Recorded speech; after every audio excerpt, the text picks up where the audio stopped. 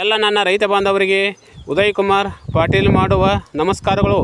ನಾನು ಇವತ್ತಿನ ದಿವಸ ನಮ್ಮ ಭತ್ತದ ಹೊಲ ಹುಲ್ಲು ಭಾಳಾಗಿರ್ತಾವೆ.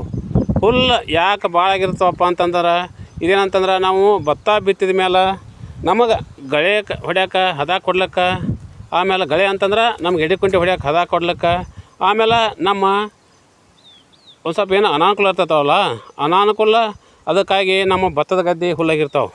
ಅದಕ್ಕಾಗಿ ನಾನು ರೈತ ಮಿತ್ರರಿಗೆ ನಾನು ಏನು ಹೇಳ್ತಂದ್ರೆ ಈಗ ಒಂದು ಟಿಪ್ಸ್ ಹೇಳ್ಕೊಡ್ತೇನೆ.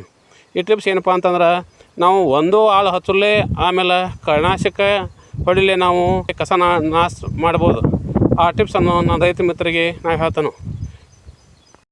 ಭತ್ತದ ಹೊಲ ಹಿಂಗೆ ಹುಲ್ಲು ಆದಾಗ ನಾವು ಕಳೆ ತೆಗ್ಸಕ್ಕೆ ನಿಂತೀವಿ ಅಂತಂದ್ರೆ ಆಳು ಭಾಳ ಹಿಡ್ದೈತಿ, ಮತ್ತು ಪೇಮೆಂಟು ಭಾಳ, ಮತ್ತು ನೋಡಿರಿ ಮತ್ತು ಕೆಲಸ ಸಾಗೋದಿಲ್ಲ. ಆಮೇಲೆ ನಾವು ಕೀಟನಾಶಕ ಹೊಡೆದು ಅಂತಂದ್ರೆ ಇಳುವರಿ ಕುಂಠಿತಕ್ಕೈತಿ. ಅದಕ್ಕಾಗಿ ನಾನು ರೈತ ಮಿತ್ರನ ಏನು ಹೇಳ್ತಂತಂದ್ರೆ ನಮ್ಮ ಭತ್ತದ ಗದ್ದೆ ಎಷ್ಟೋ ಹುಲ್ಲಾಗಲಿ ನಾವು ಅದಕ್ಕೆ ಹೆದರೋ ಕಾರಣ ಇಲ್ಲ. ಅದಕ್ಕೆ ನಾವು ಏನು ಮಾಡ್ಬೇಕಂತಂದ್ರೆ ಈ ಥರನಾಗಿ ನೋಡಿದ್ರಲ್ಲ, ಈ ಥರನಾಗಿ ಏನು ನಮ್ಮ ಭತ್ತ ಗದ್ದೆ ಐತಲ್ಲ ನೋಡಿರಿ, ಈ ಥರನಾಗಿ ಸಂಪೂರ್ಣ ಅದಕ್ಕೆ ನೀರು ಕಟ್ಟಬೇಕು. ಬೈಲ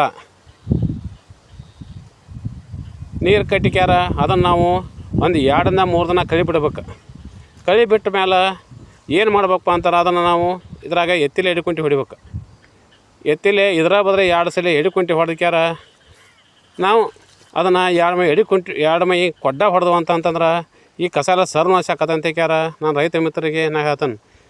ಯಾಕಂತಂದ್ರೆ ಇದನ್ನು ನಾವು ಲೇಬರೇಜ್ ಕಳೆ ತೆಗೆಸಲಿ, ಆಮೇಲೆ ಕೀಟನಾಶಕ ಕೊಡಲಿ, ನಮ್ಮ ಹುಲ್ಲ ಏನು ಕಸ ಆತಲ್ಲ ಈ ಸರ್ವನಾಶ ಆಕತ್ತಂತಕ್ಯಾರ. ನನ್ನ ಸ್ವಂತ ಅನುಭವದ ಮೇರೆಗೆ ನಾನು ರೈತ ಮಿತ್ರರಿಗೆ ನಾನು ಈ ವಿಷಯವನ್ನು ಹೇಳ್ತಾನೆ.